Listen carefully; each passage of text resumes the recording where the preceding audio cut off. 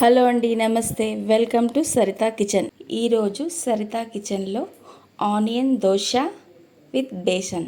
First ఒక కడాయిలో నూనె వేసుకొని తాలింపు, తర్వాత పచ్చిమిర్చి, ఆనియన్, కరివేపాకు వేసుకోవాలి. ఉల్లిపాయలు వేగాక పసుపు, ఉప్పు వేసి మరి కొద్దిసేపు వేయించుకోవాలి. మనం శనగపిండి కలుపుకుందాం. శనగపిండిలో నీళ్లు పోసి కలుపుకోవాలి. ఉండలు లేకుండా బాగా మిక్స్ చేసుకోండి. నేను చూపించిన విధంగా బ్యాటర్ని కలుపుకోండి. నీళ్లు పోసి మరగనివ్వాలి. మరిగే నీళ్ళల్లో శనగపిండి వేసుకొని కలుపుకోవాలి. ఇప్పుడు ఆనియన్ దోశ వేసుకుందాం.